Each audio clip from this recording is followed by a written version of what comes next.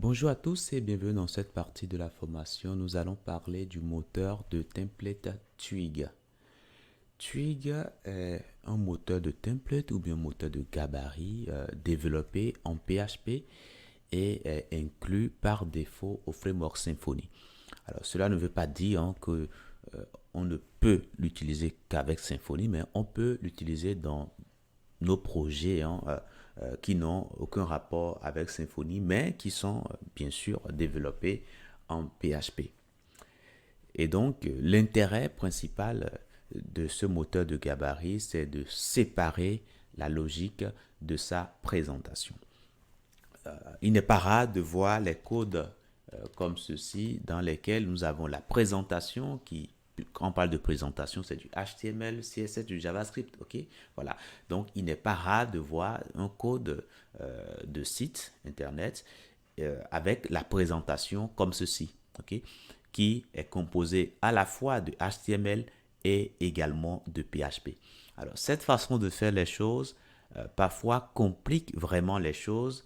Ça rend le code euh, difficilement compréhensible et aussi ça exige que les intégrateurs, ceux qui vont travailler sur la vue, aient au minimum deux compétences. Les compétences en PHP, voilà, qui est un langage serveur, mais également les compétences en HTML, CSS, JavaScript, qui est un langage, qui sont des langages côté client.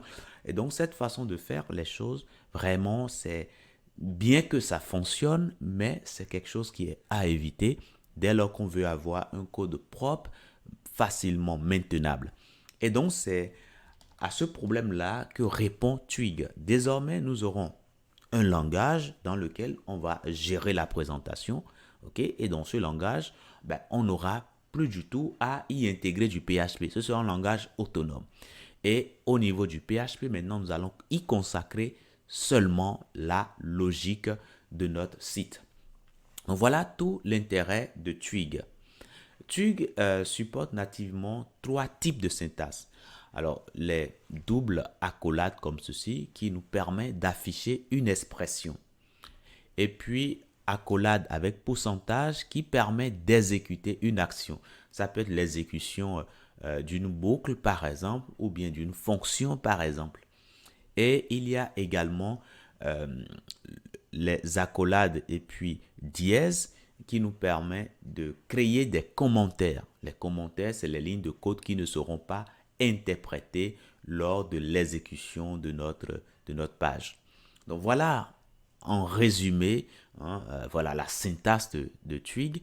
Et dans la prochaine partie, nous allons commencer immédiatement par initialiser un projet et voir un tout petit peu comment cela s'utilise. Je vous dis merci et à tout de suite.